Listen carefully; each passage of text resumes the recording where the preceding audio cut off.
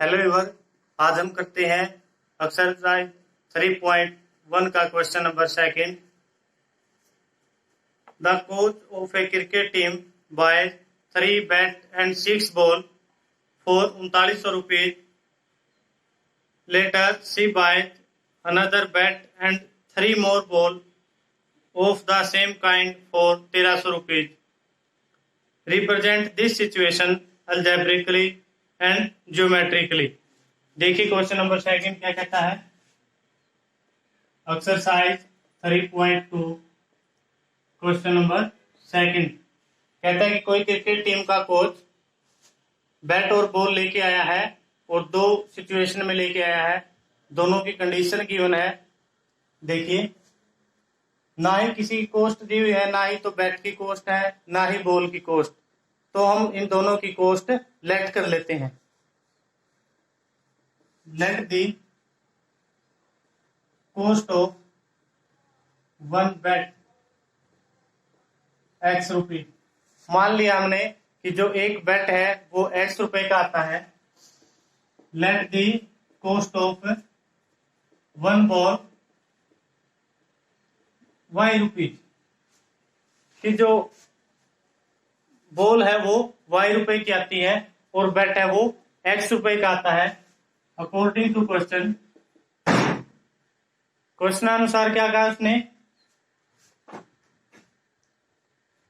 कि 3 बैट और 6 बॉल 3900 रुपए की। 3 bat plus 6 ball equal to 3900 कि 3 बैट और 6 बॉल 3900 रुपए की लेके आया वो। जो एक बैट है वो एक्स का था, 3 से मल्टीप्लाई कर दी 3 बैट की कॉस्ट, ये 6 बॉल की कॉस्ट, दोनों के लिए 3900 रुपए दे के आया वो। यहां से 3 कॉमन ले लेते हैं। x plus 2y equal to 3900। ये 3 मल्टीप्लाई में इधर उधर जाएगा तो डिवाइड में हो जाएगा। देखिए, x प्लस में 2y इक्वल टू डिवाइड जाए होगा तो क्या होगा 1300। इक्वेशन नंबर फर्स्ट हमारी ये है। फिर कहता है कि वो एक बैट और 2 बॉल सेम कंडीशन की, यानी उसी तरह का एक बैट और 2 बॉल लेके आया है, उसके लिए उसने 1300 रुपए दिए हैं। एक बैट और 2 बॉल वो 1300 रुपए के लेके आया है। ये क्या कर दिया हमने, इस फॉर्म में लिखने को बोलते हैं अलजेब्रिकली, यानी हमने इस क्वेश्चन को अलजेब्रिकली रिप्रेजेंट कर दिया। अब हम रिप्रेजेंट करेंगे ग्राफिकली। ग्राफ के लिए हमें क्या चाहिए, एक्स और वाई के कोऑर्डिनेट। इन दोनों इक्वेशन से हम एक्स और वाई के कोऑर्डिनेट निकालेंगे, ग्राफ पर प्लॉट कर देंगे। देखिए, फर्स्ट इक्वेशन है X plus 2y equal to 1300। यहाँ पे हम x और y की अलग अलग वैल्यू रखेंगे कि क्या आती है, फिर उसकी एक टेबल बना लेंगे। देखिए, इसको रेज करें होंगे।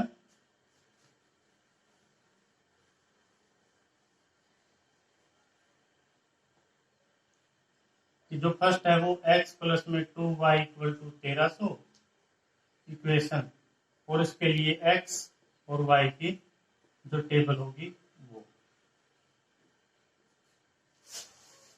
लेट करते हैं। हम y की वैल्यू हम 500 रख लेते हैं। लेट y की वैल्यू क्या रख दी हमने 500।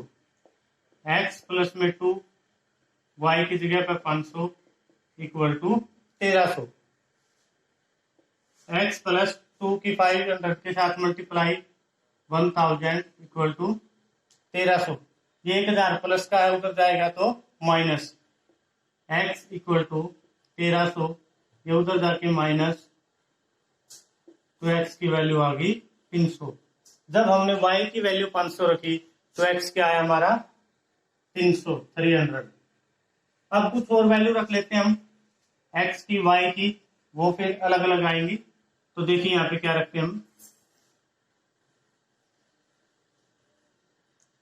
लेट कर लिया हमने कि x की वैल्यू हमने कितने रख ली 400, 500 रख दी। अब की बात x की 500, x की वैल्यू 500 रख दी, तो यहाँ पे क्या लिखेंगे 500 plus 2y equal to 1300, 2y equal to 1300, ये 500 प्लस है ऊपर जाके minus, 2y equal to 1300 minus 500 करेंगे तो क्या हो गया 800, और ये 2 मल्टीप्लाई में था इधर जाके डिवाइड में, ये कैंसिल आउट करेगा तो क्या आ गया 400, तो y की वैल्यू क्या होगी 400।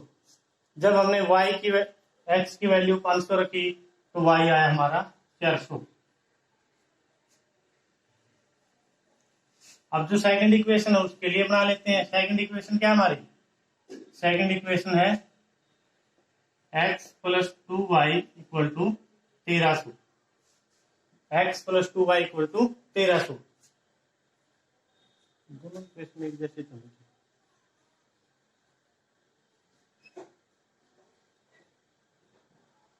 वो 3 बैट लेके आया था, sorry guys, x plus 3y, तो यहाँ पे क्या है 3y, x plus 3y equal to 1300। हमने x की वैल्यू 1000 रख दी,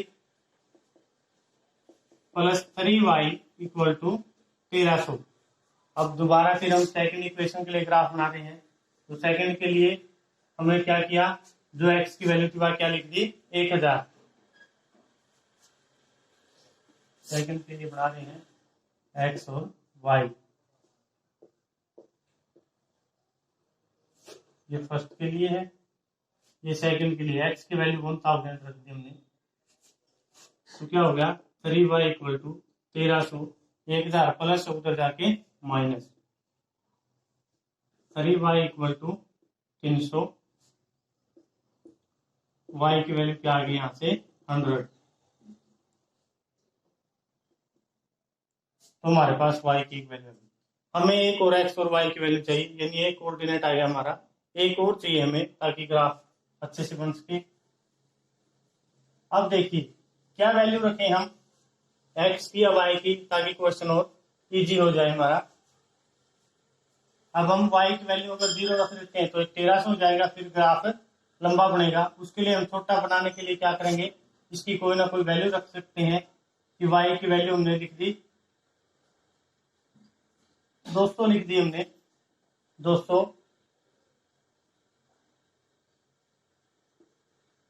y की value 200, x plus 3 into 200, x plus, इनकी मल्टीप्लाई करी तो हमने कितना हो गया 600, 1300, x इक्वल टू 1300, ये 600 उधर जाएगा माइनस, x की वैल्यू क्या आ गई 700।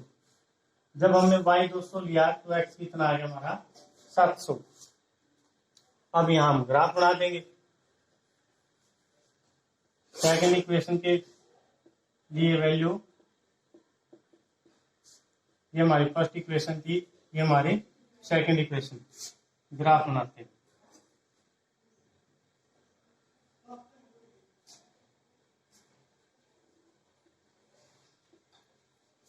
इरेज कर देता हूं,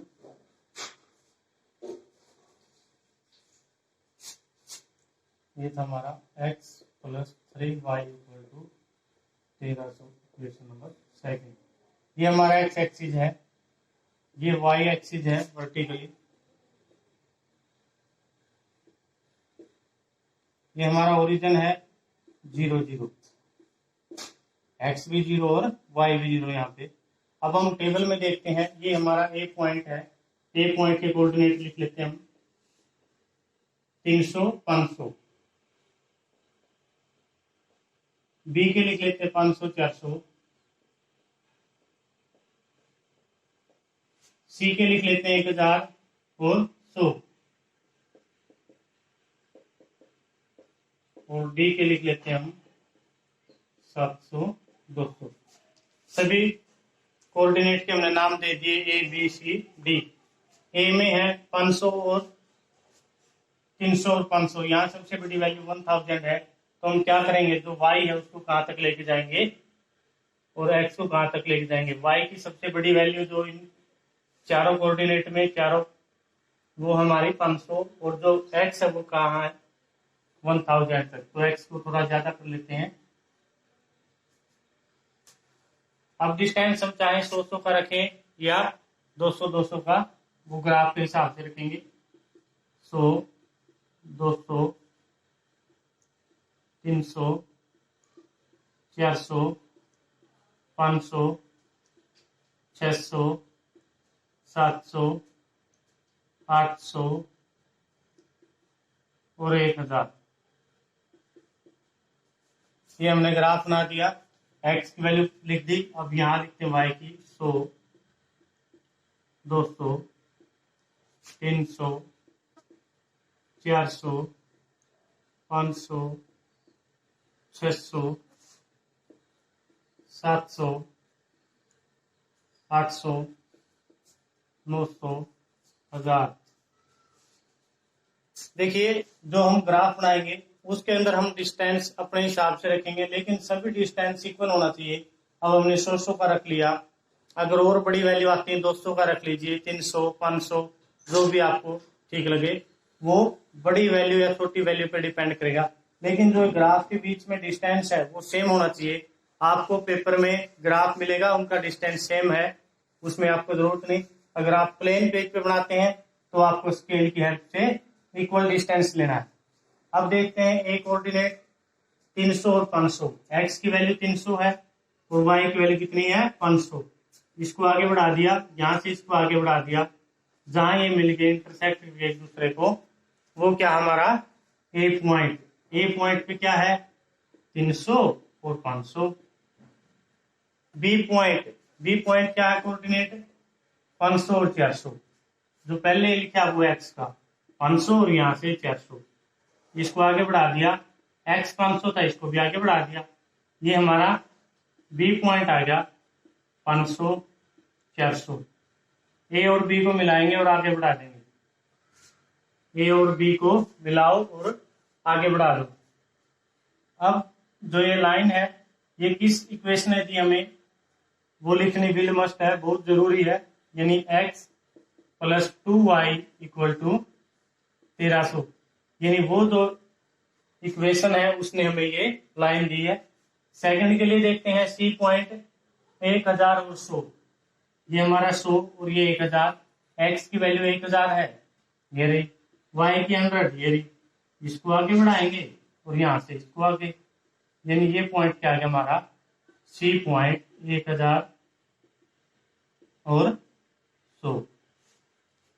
डी पॉइंट क्या है x की वैल्यू 700 और y की 200। x की वैल्यू 700, यानी 700 हमारा यहाँ है और 200 ये रहा। इसको आगे बढ़ाएंगे, यहाँ इंटरसेक्ट कर गया, यानी ये C और ये D। अब क्या करेंगे इन दोनों को मिला देंगे और आगे बढ़ा देंगे ऐसे। अब जो ये लाइन आई है ये किस इक्वेशन से आई है x + 3y = 1300। क्या क्या हमने सबसे पहले क्वेश्चन के एक बार रिवीजन करते हैं। सबसे पहले एक बैट और एक बॉल दोनों की वैल्यू हमने लेट कर ली कि कॉस्ट है वो नहीं गिवन थी, वो हमने मान ली कि क्या कॉस्ट एक बैट की है और क्या एक बॉल की है। उसके बाद हमने क्या किया अलजेब्रिकली इसको रिप्रेजेंट कर दिया, फिर इसको ग्राफिकली ग्राफ के फॉर्म में। अब देखते हैं इसका थर्ड क्वेश्चन।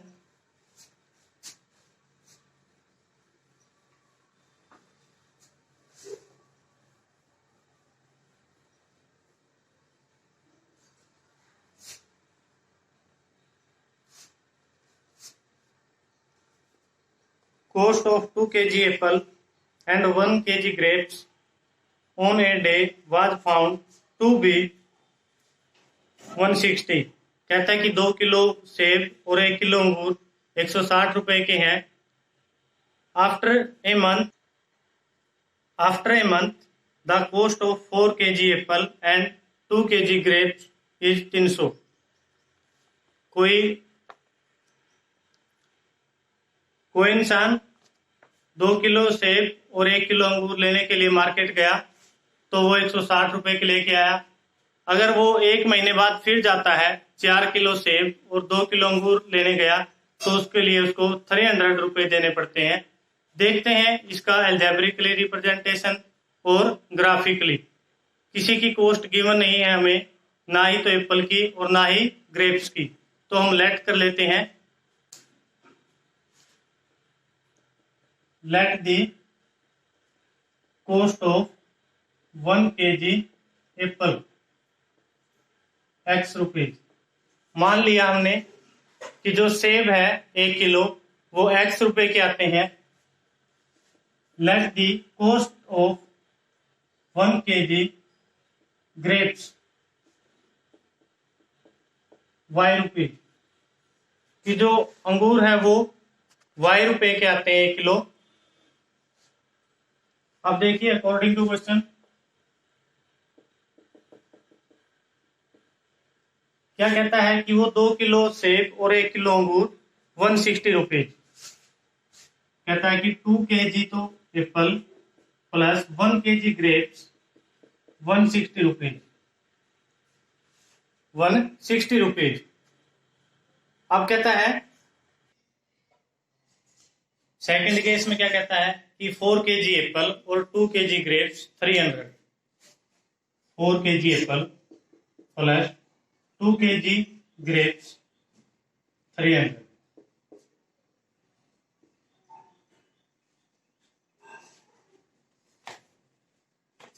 ये हमने इसको क्या कर दिया,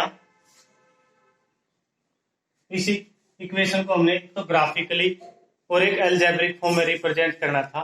ये हमने इसको अलजेब्रिकली फॉर्म में रिप्रेजेंट कर दिया। अब हम करते हैं ग्राफिकली, और ग्राफ के लिए हमें क्या चाहिए, एक्स और वाई के कोऑर्डिनेट। तो एक्स वाई के कोऑर्डिनेट निकालते हैं। फर्स्ट इक्वेशन है 2x plus Y equal to 160।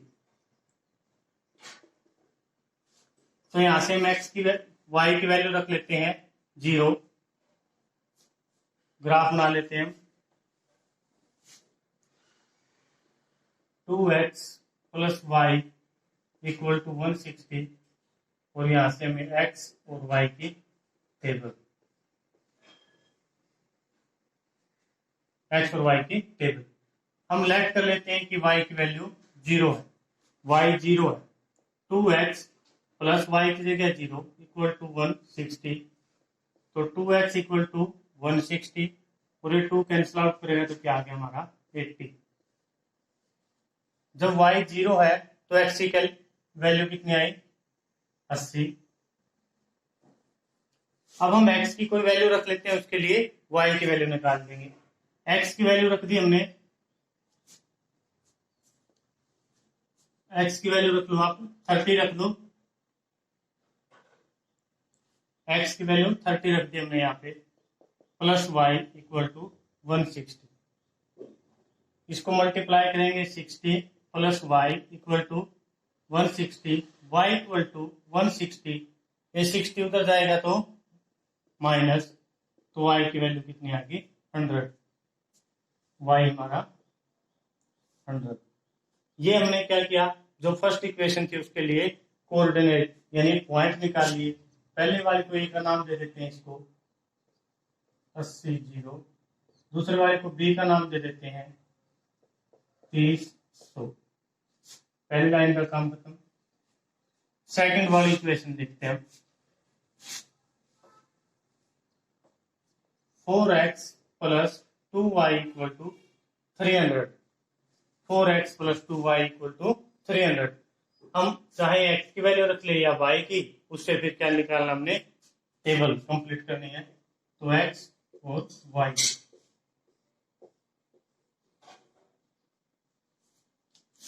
यहां देखिए आप, अगर इसकी वैल्यू क्या रखते हैं 20 या इसकी 50, कुछ भी रख लीजिए, वो आप पे डिपेंड करता है। मैंने इसकी 50 रख दी, y की वैल्यू 50, तो क्या हो गया 4x प्लस 2, y की value 50 equal to 300। 4x plus 50 into 100, 4x equal to 300, ये 100 उधर जाके माइनस, तो 4x इक्वल टू कितना आ गया 200, और 4 मल्टीप्लाई में इधर जाएगा तो डिवाइड में, डिवाइड करने पर 50, जब हमने y की वैल्यू 50 रखी तो x की वैल्यू भी कितनी आ गई 50। हम चाहे तो 0 भी रख सकते हैं किसी की वैल्यू, या हम ऐसा नंबर रख सकते हैं कि मल्टीप्लाई करें उधर जाके माइनस हो जाए, वो आप पे डिपेंड करता है आप किस तरह की वैल्यू रखना चाहते हैं। अब देखिए एक और वैल्यू निकालनी है हमें, उसके लिए मैंने क्या किया, इसकी वैल्यू यहां पे रख दी, x की वैल्यू 25 रखती मैंने, x की value 25 plus 2y equal to 300, ये मल्टीप्लाई होकर कितना हो गया 100 plus 2y equal to 300, 2y equal to 300, ये 100 उधर जाके माइनस, तो 2y इक्वल टू 200 और डिवाइड करने पर 100।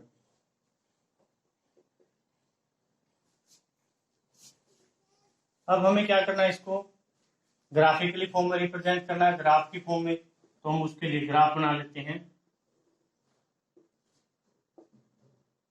ये हमारा एक्स एक्सिस है हॉरिजॉन्टल, ये वाई एक्सिस वर्टिकल, ये हमारा ओरिजिन है ओ 0 0, दोनों ही वैल्यू क्या होती है एक्स और वाई की 0 0। हमारा यहाँ से सी पॉइंट के कोऑर्डिनेट है 50 और डी के कोऑर्डिनेट हमारे 25 और 100। ए की वैल्यू है 80 और 0, पहले ग्राफ की वैल्यू लिख लेते हैं, 10 20 30 40 50 60 70 80 90 100, 10 20 30 40 50 60 70 80 90 और 100। इसको इरेज कर देते हैं क्योंकि ये ग्राफ में आया, हमें क्या लिख लेते हैं इसको, 4x plus 2y equal to 300, equation number second है। ए के कोऑर्डिनेट है 80 और 0, यानी x तो 80 और y क्या है 0, y 0 है तो इसका मतलब वो पॉइंट कहाँ होगा, x एक्सिस पे ही होगा, तो हमारा ए पॉइंट क्या होगा यहाँ 80 और 0। बी पॉइंट x की वैल्यू 30 है, ये रहा, y की वैल्यू 100 है, ये रहा, इसको आगे बढ़ा देते हैं, इसको भी आगे बढ़ा देते हैं, जहां मिलेंगे वो हमारा बी पॉइंट 30 और 100। ए और बी पॉइंट को मिला दीजिए, ए और बी को मिला दीजिए, आगे बढ़ाएंगे। ये लाइन की इक्वेशन किसने दी हमें, इस इक्वेशन ने। जो ग्राफ बना है ये किस इक्वेशन से बना है, 2x plus Y equal to 160। 10th class board exam में ये सब कुछ लिखना बहुत जरूरी है, अदरवाइज इनके भी नंबर काट लिए जाते हैं। जो सेकंड है उसके लिए क्या है, सी पॉइंट 50 50, ये 50 और यहाँ 50, एक्स की वैल्यू 50 आगे बढ़ाई हमने, वाई की भी आगे बढ़ाई, जहां काट गई सी पॉइंट आ गया हमारा 50 50। डी पॉइंट 25 और 100, यहाँ इनके बीच में 20 और 30 के बीच में ये वाली वैल्यू हमारी 25 की है और यहाँ 100, यानी इस लाइन को हम आगे बढ़ाएंगे जहां इंटरसेक्ट करेगी इसको, हमारा डी पॉइंट हो गया 25 और 100। अब डी और किसको मिलाएंगे, डी और सी को, ये हमारा सी पॉइंट है और ये हमारा डी पॉइंट। अब ये इक्वेशन कहां से आई, किसने दी हमें ग्राफ की situation, 4x plus 2y equal to 300। Students अगर कोई क्वेश्चन में डाउट है या कोई और प्रॉब्लम आपको किसी क्वेश्चन में या एग्जांपल आपने कोई समझना है तो कमेंट बॉक्स में कमेंट जरूर करें, बेल आइकन को प्रेस करें ताकि नई अपडेट आपको मिलती रहे। और यहाँ पर एनसीईआरटी 10th क्लास मैथमेटिक्स का कंप्लीट सिलेबस आपको प्रोवाइड किया जाएगा। Thank you.